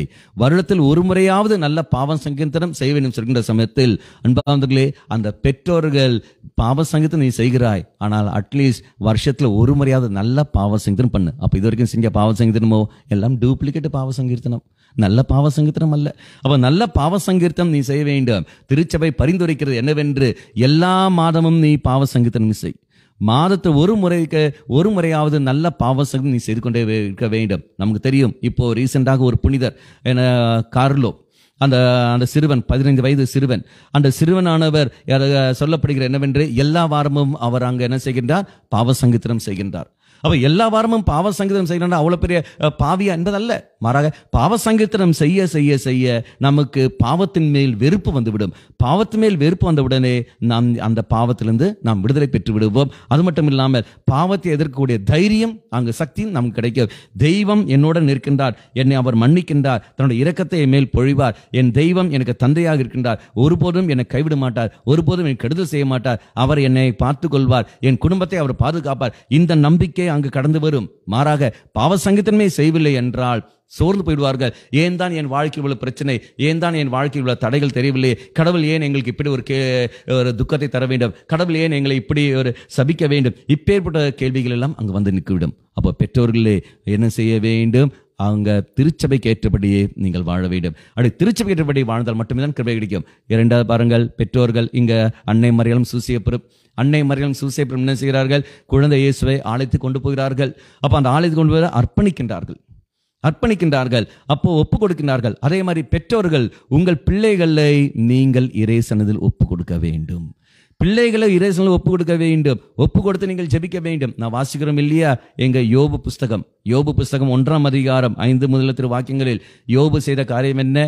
அவர் சொல்ற வார்த்தை, ஒருவேளை என்னுடைய பிள்ளைகள் பாவம் செய்திருக்க கூடும் என்று யோபு நினைத்து அவள் எண்ணிக்கைக்கு ஏற்றபடி என்ன செய்கின்றார்? பலியை ஒப்பு கொடுக்கின்றார். எண்ணிக்கை ஏற்றபடி பலி ஒப்பு கொடுக்கின்றார். அவர் பெற்றோருடைய கடமை பிள்ளைகளுக்காக பலி ஒப்பு கொடுப்பது, திருப்பலி ஒப்பு கொடுத்து ஜெபிப்பது. அதே மாதிரி பெற்றோர்களாகிய நீங்கள் உங்கள் பிள்ளைகளை ஒப்பு கொடுங்கள், பலிப்பிடத்தில் ஒப்பு கொடுங்கள். பலிப்பிடத்தில் ஒப்பு கொடுக்கும்போது வீட்டிலிருந்து ஒப்பு கொடுப்பதல்ல, திருப்பலிக்கு நாம் போக வேண்டும், திருப்பலியில் நாம் பங்கெடுக்க வேண்டும். இந்த கொரோனா காலகட்டத்தில் எப்படி ஃபாதர் பங்கெடுக்க முடியும்? நீ வீட்டில் இருந்து கொண்டே நீ திருப்பலி நீ காணலாம். உனக்கு 24 மணி நேரம் நடக்கிற ஒரே ஜெபம் திருப்பலி. அதுதான் உன்னதமான ஜெபம், அதுதான் சக்தி உள்ள ஜெபம். அப்ப அந்த திருப்பலி உங்க வசதிக்கு ஏற்றபடி, உங்கள் நேரத்துக்கு ஏற்றபடியே, உங்களுடைய நிலைக்கு ஏற்றபடியே நீங்கள் என்ன செய்யலாம்? திருப்பலியை நீங்கள் நல்ல பக்தி பூர்வமாக தனிமையிலும் நீ காணலாம், குடும்பத்திலும் இருந்து நீ காணலாம், எப்படி வேணால் நீங்கள் கண்டுகொள்ளலாம். அப்படி இருக்கிற சமயத்தில் எனக்கு நேரம் இல்லையே என்று சொல்ல முடியும். மொபைல் போனை வைத்துக்கொண்டு மற்ற காரியங்களும் செய்கின்ற நமக்கு, மற்ற 24 மணி வேலை செய்கிறவனுக்கு அங்க மொபைல் போன்ல அதே மொபைல் போன் வழியாக திருப்பலியான தரப்பு. அப்ப திருப்பலி நீ கண்டுகொள்ளலாம். எத்தனை திருப்பலிகள், அன்றாட எத்தனை திருப்பலிகள் மொபைல் போனில் வந்து கொண்டிருக்கிறது. ஆனால் பெற்றோர்கள் எத்தனை பேர் அதில் பங்கெடுக்கின்றார்கள்? எத்தனை பேர் பங்கெடுக்கிறார்கள்? நன்மை வாங்க முடியவில்லையே, இதோ உனக்கு ஞாயிற்றுக்கிழமை தோறும் உங்களுக்கு திருப்பலி அங்கே கொடுக்கப்படுகிறது, ஓடி போயிட்டு நற்கருணையை நீ பெற்றுக்கொள். ஓடி போயிட்டு வாய்ப்பு கிடைக்கிற சமயத்தில் நற்கருணாதரை நீ பெற்றுக்கொள். யாரும் வேண்டாம் என்று சொல்லவில்லையே. நீங்கள் மொபைல் போனில் யாரும் திருப்பலி காணக்கூடாது யாரும் சொல்லவில்லையே. அவ பார்க்கும் பொழுது என் அன்பை நாம் வெளிப்படுத்த வேண்டும். பெற்றோர்கள் பிள்ளைகளை ஒப்புக் கொடுக்க வேண்டும், பலியில் ஒப்புக் கொடுக்க வேண்டும். அவர்களுக்கு திருப்பலி வழியாக, அருட்சாதனம் வழியாக அனைத்தும் கற்றுக் கொடுக்க வேண்டும். இதா தெய்வம் அருட்சாதனத்து வழியாக நமக்கு தருகின்றார். கத்தோலிக்க திருச்சபை நமக்கு கற்றுத்தர அர்த்தம் என்ன? Sacraments is a means for salvation. அப்போ ஒரு அருட்சாதனமும் நமக்கு மீட்புக்கான வழிகள். அப்ப அந்த அருட்சாதனங்கள் வழியாக நாம் மீட்பை நாம் பெற்றுக்கொள்கின்றோம். அப்போ பிள்ளைகளை பலிப்பிடத்தை மையப்படுத்தி அவர்கள் கொண்டு போக வேண்டும். என்ன வாழ்க்கையில் எவ்வளவுதான் பிரச்சனை வந்தாலும் அன்பு பிள்ளைகளே கவலைப்படாதீர்கள், திருப்பலிக்கு போங்கள், ஒப்பு கொடுங்கள். இதா தெய்வம் நமக்காக அங்க பலியா இருக்கின்றார். அந்த பலியான தெய்வம் நமக்கு வெற்றியை தருவார். உன்னுடைய தோல்விகளைத்தான் தெய்வம் சிலுவையில் ஏற்றுக்கொண்டிருக்கின்றார். உன்னுடைய அவமானங்களைத்தான் தெய்வம் சிலுவையில் ஏற்றுக்கொண்டிருக்கின்றார். உன்னுடைய அவமானத்தை, உன்னுடைய தாழ்வு மனப்பான்மையை தான் தெய்வம் என்ன செய்கின்றார்? சிலுவை ஏற்றுக்கொண்டிருக்கின்றார். அப்ப அந்த இயேசுவிடத்தில் நீ இப்போ சிலுவை வழியாக உனக்கு மீட்பு அவர் தருவார். அந்த சிலுவையை மையப்படுத்தி நீ கொண்டு போய் சொல்கின்ற சமயத்தில் அவரை பலிப்பிடத்துக்கு கொண்டு வர வேண்டும். ஆனால் அது நாம் செய்வதில்லையே. திருப்பலி நேரங்களில் பிள்ளைகளை திருப்பலிக்கு அழைப்பதில்லை. அவன் பள்ளிக்கூடம் போக வேண்டும், நேரமாகிவிட்டது. அவர்களுக்கு அங்க போக வேண்டும், நேரமாகிவிட்டது. ஆன்லைன்ல கிளாஸ் நடக்க வேண்டும், நேரமாகிவிட்டது. திருப்பலி வேண்டாம் என்று சொல்லிக்கொண்டு ஒதுக்கி விடுற பெற்றோர்கள் அல்லவா அங்க இருக்கின்றார்கள். அன்பு பெற்றோர்களே, பிள்ளைகளுக்கு திருப்பலியை நீங்கள் அடையாளப்படுத்துங்கள். திருப்பலியில் நீ பங்கெடு. திருப்பலியில் நீ அதே மொபைல் போனை வைத்துக்கொண்டு திருப்பலியில் பங்கெடு. தனியா ரூமுக்கு போ, அல்ல தனியா தோட்டத்துக்கு நீ போ, எங்கேயாவது தனியா அமர்ந்து கொண்டு 1/2 மணி நேரம் திருப்பலி நீ கண்டுகொள். அந்த திருப்பலியை கண்டுகொண்டு பங்கெடுத்து கொண்டு எல்லாத்தையும் ஒப்பு கொடுத்து கொண்டு நீ வா, நற்கருணை நாதரை நீ பெற்றுக்கொள். எப்பொழுது உங்களுக்கு ஆலயத்தில் இப்போ வாய்ப்பு கிடைக்க வேண்டியதோ ஓடி போய் நற்கருணை நாதரை நீ பெற்றுக்கொள். நல்ல ஒரு பாவ சங்கத்தின் விசை. அப்போ மக்களை இந்த மாதிரி அருட்சாதனத்துக்கு நீ வழிநடத்த வேண்டும். திருச்சபைக்கு முறைப்படி அவர்கள் வழிநடத்த வேண்டும். அப்படி வழிநடத்துகிற சமயத்தில் அன்பாந்தர்களே, ஒரு நாளும் பிள்ளைகள் வழி தவறி போக மாட்டார்கள். இதா அவர்கள் அங்கு வருவார்கள். இனி ஒருவேளை வழி தவறி போன பிள்ளைகளாகிவிட்டார்கள் என்றால் பெற்றோர்கள் நீ என்ன செய்ய வேண்டும்? ஒன்றும் செய்ய தேவையில்லை. அவர்களை பலிப்பிடத்தில் கொண்டு வாருங்கள், பலிப்பிடத்தில் கொண்டு வாருங்கள். ஆண்டவரே, இதாம் நீ தந்தை இந்த மகன், நீ எனக்கு தந்த இந்த மகள், இதோ நாங்கள் 2 பேரும் இந்த பிள்ளைகளை பலிபீடத்தில் நாங்கள் கொண்டு வருகின்றோம். இந்த அப்பரச குணத்தோடு நாங்கள் இணைத்துக் கொள்கின்றோம். என் மகனை ஆசீர்வதித்துக்கொள், என் மகளை ஆசீர்வதித்துக்கொள் என்று சொல்லிக்கொண்டு, நீங்கள் பிள்ளைகளுக்காக நீங்கள் பலியாக வேண்டும். நீங்கள் பலியாக வேண்டும். பலியார சமயத்தில் குற்றப்படுத்துகிறார்கள். உனக்காகத்தான் நான் இவ்வளவு செய்தேன், உனக்காகத்தான் நான் செய்தேன். நீ சொல்ல தேவையில்லை, இதன் சொல்ல தேவையில்லை. மாறாக அது தெய்வத்திற்கு ஒப்புக்கொடு. இது ஆண்டவரே, என் உடலையும் ஆன்மாவையும் இரத்தத்தை அனைத்தையும் இதான் நான் தருகின்றேன், பலிபீடத்தில் ஒப்புக் கொடுக்கின்றேன். என்னிடத்தில் நீ தான் இந்த பிள்ளைகளை நான் எப்படி வளர்த்தி கொண்டு எனக்கு தெரியவில்லை, அவர்களை உன் கரங்களில் நான் தருகின்றேன், என்னை எடுத்து பயன்படுத்த மாட்டேன் சொல்லிட்டு இறைவன் பிள்ளைகளுக்காக உங்களை நீங்கள் ஒப்புக் கொடுங்கள். உங்களை முழுமையாக ஒப்புக் கொடுக்கிற சமயத்தில் பலியானுகிற பொழுது, இதோ மக்களே, இதா பெற்றோர் உங்கள் வழியாகவே தெய்வம் உங்கள் பிள்ளைகளை கொண்டு வருவார்கள். உங்கள் குடும்பம் அங்கு திருக்குடும்பமாக அங்கு மாறும். Praise the Lord. Hallelujah, hallelujah. கடைசியாக நாம் பார்க்கின்றோம், பிள்ளைகள் அல்லது பெற்றோர்கள் அல்லது தம்பதிகள் நீங்கள் ஜெபத்தின் அடிப்படையில் இருக்க வேண்டும். ஜெபத்தின் அடிப்படையில் நீங்கள் வாழ வேண்டும். எப்படி? சூசேப்பரை பாருங்கள். இதோ மரியாவை இகழ்ச்சிக்கு உள்ளாக்க விடாமல் அவர் என்ன செய்கின்றார்? மறைவாக விலக்கிவிட திட்டமிட அவர் சிந்தித்துக் கொண்டிருக்கின்றார். இனி மரியாவை பாருங்கள். லூக்கா நற்செய்தியில் நாம் வாசிக்கின்றோம். அங்க சொன்ன வார்த்தை என்ன? இடையர்கள் வந்து சொன்ன உடனே, அது ஆட்டிடையர்களுக்கு வானத்திற்கு வந்து சொன்ன உடனே, அதே மாதிரி அங்க மரியாவை வந்த குழந்தை இயேசுவை வந்து காண்கிறார்கள். அப்போ ஞானிகள் எல்லாம் வந்து காண்கிறார்கள். மரியாள் இதெல்லாம் உள்ளத்தில் வைத்து சிந்தித்துக் கொண்டிருக்கின்றார். அதான் வாசிக்கிறோம். லூக்கா நற்செய்தி 2ஆம் அதிகாரம் 19ஆம் வாக்கியம். மரியா அனைத்தையும் உள்ளத்தில் வைத்து சிந்தித்துக் கொண்டிருக்கிறார். அப்போ ஒரு பக்கம் இங்கு சூசேப்பர் சிந்திப்பதும், ஒரு பக்கம் மரியா சிந்திப்பதும். திருச்சபை சொல்லுகிற அர்த்தம் என்ன? இவர்கள் சிந்திப்பது மனித சிந்தனை அல்ல, மாறாக அந்த சம்பவங்கள் அனைத்தையும், அந்த நிகழ்வுகள் அனைத்தையும் இதா தெய்வ சன்னதியில் ஏறெடுத்துக் கொள்கிறார்கள். இதா அவர்கள் ஜெபத்தில் கொண்டு போகிறார்கள். ஆண்டவருடைய அர்த்தம் என்ன? எங்களுக்கு தெரியவில்லை, நீர் எங்கள் வெளிப்படுத்தித்தா, இந்த குழப்பங்கள் எங்களுக்கு தெரியவில்லை, இதா நீ பார்த்துக்கொள் என்று சொல்லிக்கொண்டு அனைத்தையும் இறைசனில் ஒப்புக் கொடுக்கிறார்கள். இதா தங்களுக்கு என்ன பிரச்சனை வந்தாலும் சரி, அத்தனையும் இறைசனில் ஒப்புக் கொடுக்கிறார்கள். இறைவன் சன்னதி ஒப்புக் கொடுத்த உடனே தெய்வம் அங்கு செயல்படுகின்றார். செயல்பட்டு அனைத்து காரியங்களும் அங்கே அனைத்துக்கும் அங்கு முற்றுப்புள்ளி வைப்பதை நாம் பார்க்கின்றோம். அன்பு பெற்றோர்களே, நீங்களும் ஜெபத்தில் ஈடுபட்டிருக்க வேண்டும். எவ்வாறு அன்னை மரியாளும் எவ்வாறு சூசேப்பரும் ஜெபத்தில் ஆழத்தோடு இருந்தார்களோ, அதே போல் பெற்றோர்கள் ஜெபத்தில் இருந்தால் மட்டுமே தான் முடியும். அது என்ன ஜெபம்? அதுதான் குடும்பத்தில் நடத்துகிற ஜெபமாலை. குடும்பத்தில் நடத்துகிற ஜெபமாலை. மற்றவர்கள் வரார்களோ இல்லையோ, பிள்ளைகள் வரார்களோ இல்லையோ, நீங்கள் ஜெபியுங்கள். நீங்கள் ஜெபிப்பதை பிள்ளைகள் காணட்டும். நீங்கள் பெற்றோர்கள் நீங்கள் ஜெபிப்பதை பிள்ளைகள் காணட்டும். நீங்கள் அது சொல்லியும் வரமாட்டார்கள். மாறாக நீங்கள் ஜெபிப்பதை பிள்ளைகள் காணட்டும். அது பிள்ளைகள் கண்டுகிற சமயத்தில் அது அவர் மனதில் போய் பதிகின்ற பொழுது, இதா ஒரு நாள் அவள் சொல்வார்கள், என் பெற்றோர்கள் ஜெபிப்பதை நான் கண்டிருக்கின்றேன், அதனால் நாங்களும் ஜெபத்திற்கு இதோ இப்போ வருகின்றோம். என் பெற்றோர்கள் மன்னிப்பதை நான் கண்டிருக்கின்றேன், என் பெற்றோர்கள் விட்டு கொடுப்பதை நாங்கள் பார்த்துக்கின்றோம், எங்கள் பெற்றோர்கள் அனுசரித்து போவதை நாங்கள் பார்த்துக்கின்றோம், என் பெற்றோர்கள் அவமானப்பட்ட போதிலும் அவர்கள் அவமானப்படுத்த நபரை மன்னிப்பதை நாங்கள் கண்டிருக்கின்றோம்.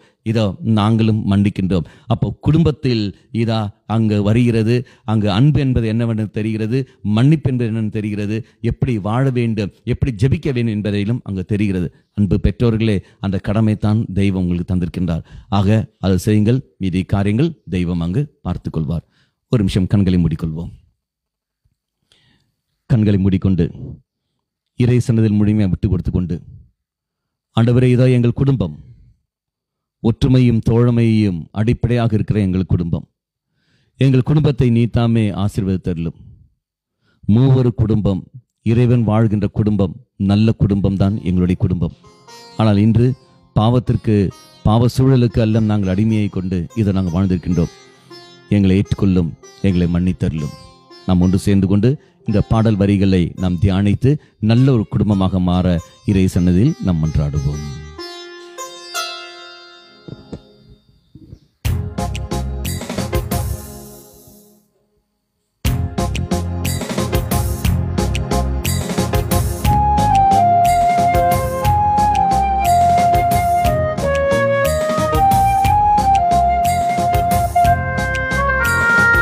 நம் குடும்பம் ஒரு நல்ல குடும்பம், தூய ஆவியார் தங்குகின்ற குடும்பம். அப்ப நம்முடைய குடும்ப சூழலை மனதில் கொண்டு வந்து உணர்ந்து இந்த பாடலை பாடி நாம் ஜெபிப்போம்.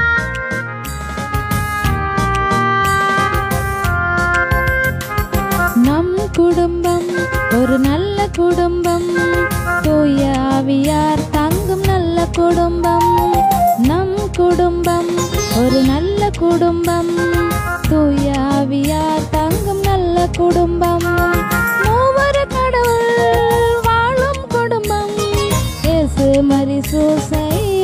குடும்பம், மூவர் கடவுள் வாழும் குடும்பம், இயேசு மரிசூசையுள்ள குடும்பம். நம் குடும்பம் ஒரு நல்ல குடும்பம், தூய ஆவியார் தாங்கும் நல்ல குடும்பம். நம் குடும்பம் ஒரு நல்ல குடும்பம், தூய ஆவியார் தாங்கும் நல்ல குடும்பம். நாம் பார்க்கின்றோம், ஒற்றுமையும் தோழமையும் பகிர்வு கொண்டதுதான் நம்முடைய குடும்பம். தெய்வம் அப்பேருடைய குடும்பத்தில் தான் நம்மை வைத்திருக்கின்றார். ஒரு சில காரணத்தின் காரணமாக, ஒரு சில சூழலின் காரணமாக நாம் அந்த ஒற்றுமைக்கு எதிராக, பகிர்வுக்கு எதிராக நாம் போயிருப்போம். ஆனால் நாம் திரும்பி வருவோம். ஆண்டவர் சன்னதியில் பாவ சங்கீதத்தின் வழியாக, ஆண்டவரே இதோ என் தவறுகளை உணர்ந்து கொண்டு நாங்கள் வந்திருக்கின்றோம், மீண்டும் நாங்கள் ஒற்றுமையோடும் சமாதானத்திலும் வாழ எங்கள் சக்தியை தாரும் ஆண்டவரே, நீர் எங்களை இதோ ஒரு திருக்குடும்பமாக நீ மாற்றிக்கொண்டே வருகிறேன் என்று சொல்லி உணர்ந்து கொண்டு இறைவனில் நம்பிக்கை வைத்துக் கொண்டு நாம் இந்த பாடல் வரிகளை தியானித்து நாம் ஜெபிப்போம். ஒற்றுமை, தோழமை, பகிர்வு போன்ற பண்புகள் கொண்டது நல்ல குடும்பம். ஒற்றுமை, தோழமை, பகிர்வு போன்ற பண்புகள் கொண்டது நல்ல குடும்பம். இறையாட்சியை மலரச் செய்யும் இடம்தானே நல்ல நம் குடும்பம். இறையாட்சியை மலரச் செய்யும் இடம்தானே நல்ல நம் குடும்பம். நம் குடும்பம் ஒரு நல்ல குடும்பம், தூய ஆவியார் தங்கும் நல்ல குடும்பம். நம் குடும்பம் ஒரு நல்ல குடும்பம், தூய ஆவியார் தங்கும் நல்ல குடும்பம். நம்முடைய குடும்பத்தில் காண்கின்ற வேறுபாடுகள், கணவன் மனைவி, பிள்ளைகள், பெற்றோர்கள், சகோதரன் சகோதரி, இவர்களிடையே காண்கின்ற வேறுபாடுகள், இவர்கள வயதிலும் சரி அவருடைய அனுபவத்திலும் சரி வேறுபாடுகள் இருக்கின்றன. அப்ப இந்த வேறுபாடுகள் உள்ள இந்த குடும்பத்தில் பல அனுபவத்தை நாம் பெறுகின்றோம். அந்த அனுபவம், பெறுகின்ற அனுபவங்கள் எல்லாமே சமுதாயத்திற்கு ஒரு நன்மையை கொண்டு வர வேண்டும். மாறாக இங்கே குடும்பத்தில் கிடைக்கிற கசப்பான அனுபவங்கள், அந்த கசப்பான அனுபவத்தை கொண்டு போய் சமத்தை காட்டுவதல்ல. இதுதான் நமக்கு படிக்கின்ற ஒரு அறை. அப்ப இதெல்லாம் நாம் படிக்கின்ற ஒரு அறையாக இருக்கின்றன. என்ன செய்ய வேண்டும், என்ன செய்யக்கூடாது, பெரியவர்கள் எப்படி மதிக்க வேண்டும், எப்படி போக வேண்டும், ஏன் பிரிவினை எப்படி இருக்க, பிரிவினை இல்லாமல் எப்படி வாழ வேண்டும், எப்படி மன்னித்து அன்பு செய்து வாழ வேண்டும், சிறியோர்கள் பெரியவர்களுக்கும் பெரியவர்கள் சிறியோர்களுக்கும் எப்படி வாழ வேண்டும், மற்ற ஒருவருக்கு ஒருவர் உரிமையை எப்படி கொடுக்க வேண்டும், எப்படி மற்றொரு உரிமையை மதித்து நாம் வாழ வேண்டும் என்று எல்லாமே அந்த குடும்பத்துக்குள்ளே இருக்கின்றது. ஆகவே அந்த வேற்றுமையெல்லாம் எடுத்து மாற்றிக்கொண்டு, அந்த பிரிவினை குணங்கள், அந்த வெறுப்பு வைரக்கங்களை எடுத்து மாற்றிக்கொண்டு, ஆண்டவரே நீ படைத்துக்கின்ற குடும்பம், நீ ஏற்படுத்தின குடும்பமானது சந்தோஷமான குடும்பம். இன்று இந்த குடும்பத்தில் பல பிரச்சனைகள் இருக்கின்றன, பல தீமைகள் குடிக்கொண்டிருக்கின்றன. இதோ நாங்கள் ஒன்று சேர்ந்து அதை விரட்டக்கூடிய வல்லமையை எங்களுக்கு தாரும் ஆண்டவரே, தூயாவின் அபிஷேகங்களை தாரும் ஆண்டவரை சொல்லிக்கொண்டு குடும்ப அங்கத்தினர் எல்லாம் ஒவ்வொருவரும் ஒன்றாக சேர்ந்து நாம் ஜெபிப்போம்.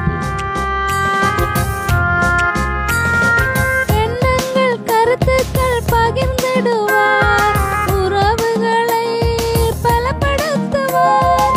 எண்ணங்கள், கருத்துக்கள் பகிர்ந்திடுவார், உறவுகளை பலப்படுத்துவார்.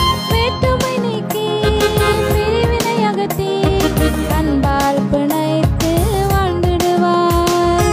வேற்றுமை நீக்கி பிரிவினை அகற்றி அன்பால் பிணைத்து வாழ்ந்திடுவார்.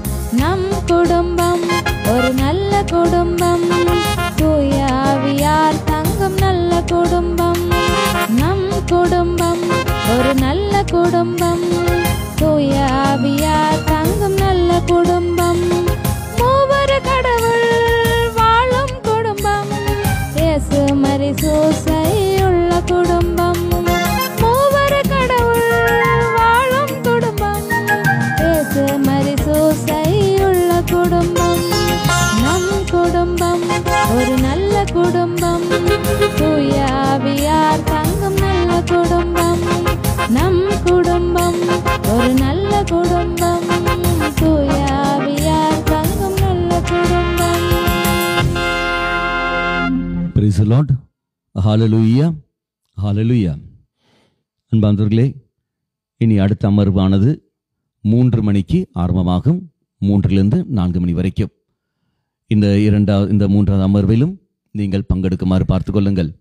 இந்த பங்கெடுக்கும் முன்பாக மீண்டும் ஒரு முறை ஒரு பரலோக மந்திரம், ஒரு அருளந்த மரியே, ஒரு பிதாசுதன், நீங்கள் சொல்ல வேண்டும் என்று தாழ்மையோடு கேட்டுக்கொள்கின்றேன். இந்த சமயங்களில் உங்களுக்கு நேரம் கிடைக்கின்ற பொழுது உங்களோட குடும்ப சூழலை மனதில் கொண்டு வந்து இறைச்சில் ஒப்பு கொடுங்கள். அந்த இரக்கமணி நேரத்தில் 3 மணி இரக்கமணி நேரம், அந்த இரக்கமணி நேரத்தில் ஆண்டவரே, இதா உம்முடைய இரக்கத்தை எங்கள் பிள்ளைகள் மேலும், என் கணவன் மீதும், என் மனைவி மீதும், என் பெற்றோர்கள் மீதும், என் சகோதரன் சகோதரன் மீது நீ தம்மை பொழிந்தருளும், எங்கள் குடும்பத்தின் மீது நீ தம்மை பொழிந்தருளும் என்று சொல்லிக்கொண்டு விசேஷமாக இறைசனில் ஒப்பு கொடுத்து நாம் ஜெயிப்போம். தெய்வம் நம்மை நிறைவாக ஆஸ்வதிப்பார். Praise the Lord. Hallelujah. Hallelujah. God bless you.